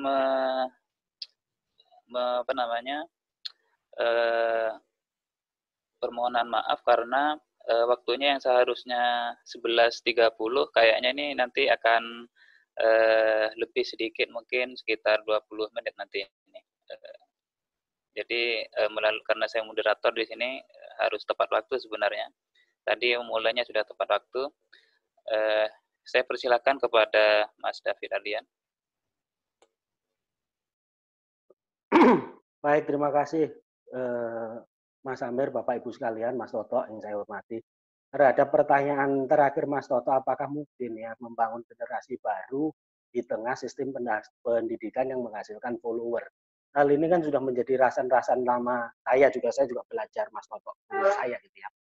Yang ya jawabnya jelas tidak mungkin. Sehingga alternatif pendidikan yang dikembangkan bahkan oleh Mas Toto sendiri ya di Jogja, ini juga bisa menjadi petikan pembelajaran. Tapi siapa yang mau belajar begitu loh. Karena ini kan harus ada sarana yang membuat apa yang dilakukan oleh Mas Toto di Jogja, kemudian yang dilakukan oleh teman-teman petani kita di berbagai tempat yang sejak tahun 2000 saya rasa mengembangkan bentuk-bentuk alternatif seperti yang Pak Satiawan sampaikan tadi gitu ya, alternatif pertanian yang lebih sehat, pertanian yang lebih ramah lingkungan. Ini kan sudah banyak gitu. Artinya bukan sesuatu yang saat ini saja gitu ya. Tapi hal-hal tersebut kan tidak menjadi satu petikan pembelajaran untuk menata tata hidup ke depan yang lebih baik, gagasan-gagasan yang semacam itu. Bahkan hal yang semacam itu dianggap sebagai mengganggu agenda-agenda kemapanan neoliberalisme tadi gitu loh. Yang juga sebetulnya negara ini larut di dalamnya. Sehingga kalau dari sisi saya yang utama sebetulnya kita harus kembali pada satu pertanyaan, sebetulnya kalau isunya adalah bagaimana desa termasuk masyarakat desa yang ada di dalamnya, yang sekarang porak-poranda ini di tengah berbagai kebijakan yang tidak fit in gitu sebetulnya dengan keragaman desa yang ada, dengan nilai-nilai yang ada, dengan sistem yang sudah terbangun sebetulnya sangat panjang ya. Maka ya sebenarnya percaya apa enggak gitu loh kita itu sama desa untuk kemudian memulai gitu ya, memulai mengembangkan lagi membangun dirinya sendiri gitu, menentukan jalannya sendiri, menentukan kedaulatannya sendiri. Jika kemudian ini diberikan, artinya ada kedaulatan penuh yang diberikan oleh desa dan kepada desa dan masyarakatnya oleh negara yang kita sebut Indonesia ini, maka solusinya tidak bisa menjadi tunggal gitu loh. Yang selama ini kan solusinya jadi tunggal, ya dana desa, ini infrastruktur diperbaiki oleh berbagai proyek NPM dan seterusnya itu. Tapi sebenarnya realitasnya kan tidak banyak berubah gitu secara signifikan dari dalam masih kemiskinannya, kelembagaannya malah hancur lebur gitu ya, menciptakan juga elit-elit baru yang membuat seolah-olah ini juga fotokopi dari pemerintah-pemerintah di atasnya gitu. Sehingga kalau kedaulatan penuh itu diberikan, maka solusinya tidak tunggal. Ini memberi peluang kita untuk kemudian mengisi gitu ya keragaman solusi-solusi atas dasar praktik-praktik lokal, nilai-nilai lokal tadi gitu. Nah, ini selalu dalam setiap krisis hal ini bisa kita temukan gitu. Tapi pasca itu ya lagi itu tadi cidro janji tadi gitu loh. Artinya dibaca bahwa yang akan paling siap tentu mereka yang memiliki modal. Nah, ini menjadi cerita lama yang terus berulang dan kita sekarang sebetulnya memiliki peluang apakah kemudian ini diyakini atau tidak, tetapi realitasnya adalah kita menyaksikan betul sekarang bagaimana situasi saat ini betul-betul membuat berbagai hal-hal yang selama ini dalam konteks yang disebut normal itu tadi itu laten sebetulnya ada masalah tapi kita tidak bisa melihatnya karena kita nyaman dengan situasinya. Maka ketika krisis ini kita jadi tahu gitu loh. Nah, nanti balik normal lagi seperti disampaikan Pak Toto lagi. Jadi setuju saya sepenuhnya bahwa revolusi kebudayaan itu penting, tapi kemudian arahan agenda teknisnya saya setuju tadi kita menemukan ada satu pendidikan gitu ya yang kemudian tapi yang lebih fundamental lagi saya rasa mengembalikan martabat gitu ya kedaulatan desa-desa Nusantara ini yang beragam ini yang tidak lagi menjadi objek tetapi menjadi subjek pembangunan, menentukan sendiri masa depannya, pola-pola pembangunan yang mereka anut dan mengembangkan lagi kelembagaan-kelembagaan sehingga mewadahi lapisan-lapisan sosial yang rusak tadi. Memang tidak mudah, tetapi semuanya kalau tidak dimulai dengan devolusi tadi, penyerahan kewenangan atau kekuasaan penuh, kedaulatan penuh tadi, ya ini nggak akan menyentuh sebetulnya persoalan yang mereka hadapi. Karena yang mendefinisikan persoalan itu juga bukan desa. Masalahnya kan gitu. Nah ini yang harusnya diletakkan semuanya ke sana. Jangan buru-buru dicurigai gitu.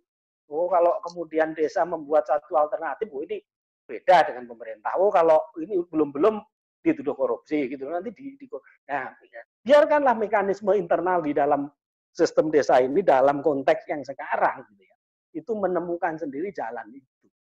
Saya rasa refleksi dari krisis ini, dari krisis kesehatan ini, yang kemudian sekarang mulai berdampak dalam isu-isu ekonomi, bahkan juga tadi Mas Toto mengemukakan isu pendidikan, ini menjadi kesempatan kita, saya rasa, untuk langkah ke depan, ya mengembalikan lagi gitu loh, kedaulatan itu kepada masyarakat desa. Di sana akan seberapapun kita percaya dan tidak percaya, pasti banyak malingnya juga.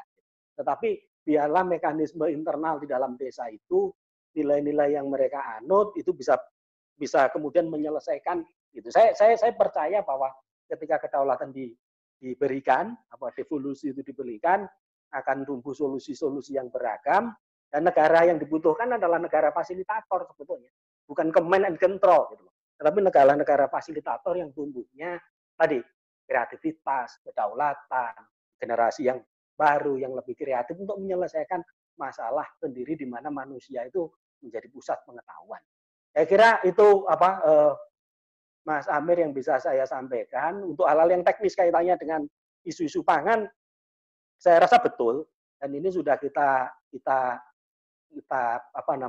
wajib betul, ini sudah lama gitu ya, sejak tahun 2000 yang kita mengembangkan pentingnya kedaulatan gitu ya.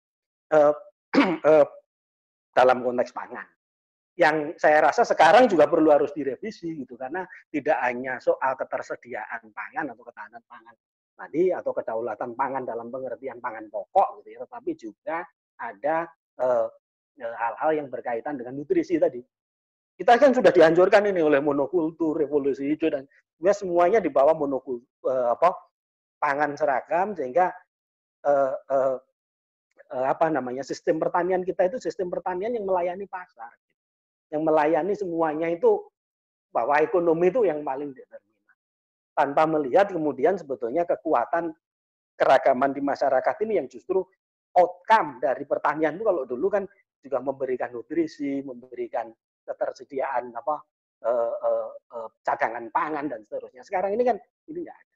Ini yang dikembalikan dalam artian bagaimana reclaiming lagi gitu loh kedaulatan itu, dan saya rasa desa masih menjadi yang penting gitu dalam menata seluruh aspek kehidupan, karena desa adalah ibu, desa adalah asalnya kita semuanya ini gitu. Harus dikembalikan lagi ke asalnya, restart gitu ya. Terus kemudian dibangun itu tata kelola itu ke depan. Mengandalkan Indonesia kelamaan, nanti malah ambiar gitu. Itu Mas Amir.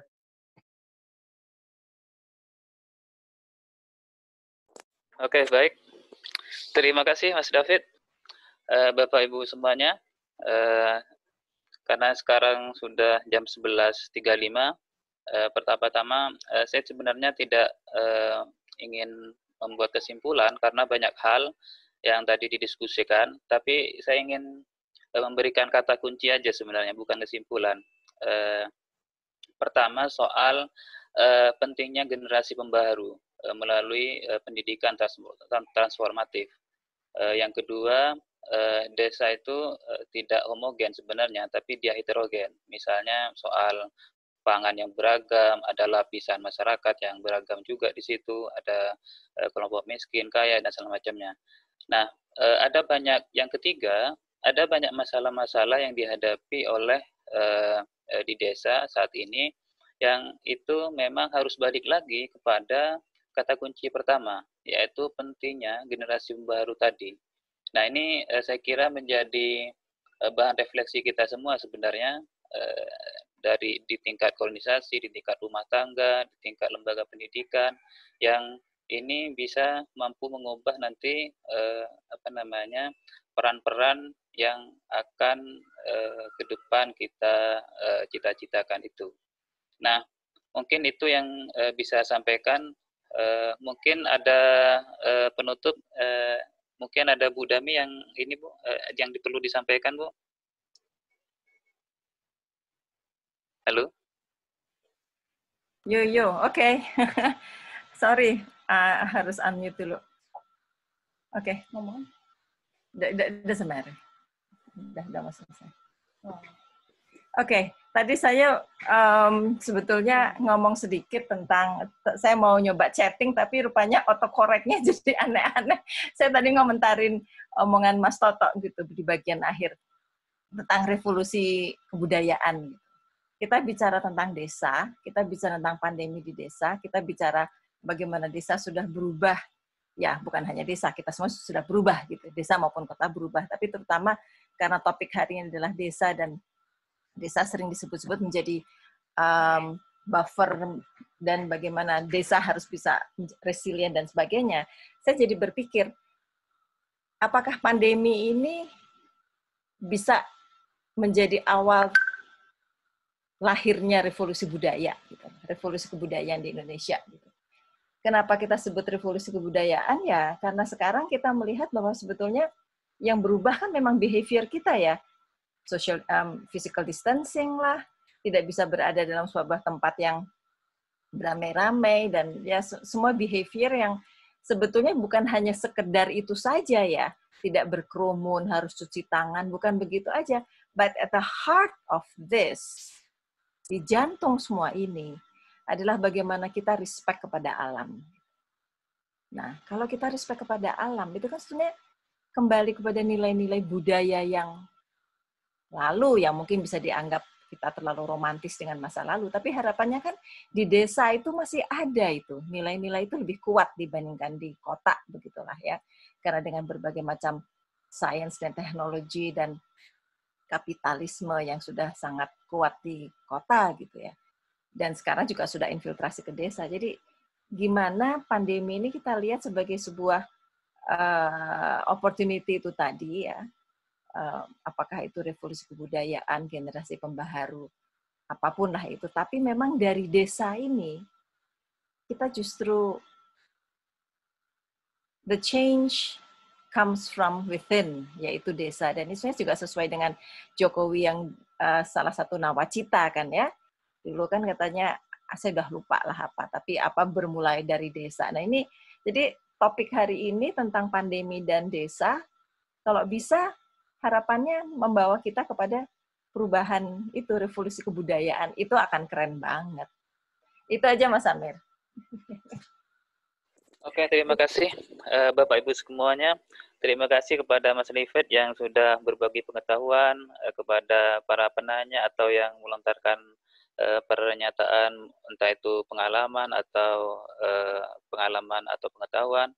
Dan saya sebagai moderator mohon maaf karena waktunya lebih 10 menit karena harus tepat waktu sebenarnya untuk mendidik diri sendiri atau mendisiplinkan diri. Akhir kalimat saya mengucapkan terima kasih. Assalamualaikum warahmatullahi wabarakatuh. Selamat siang kepada Bapak Ibu semuanya. Makasih semua ya yang sudah hadir. Tunggu berikutnya ya. Terima kasih Ibu. Makasih Garuda. Selamat siang Bapak Ibu. Nice seeing you. Ibu.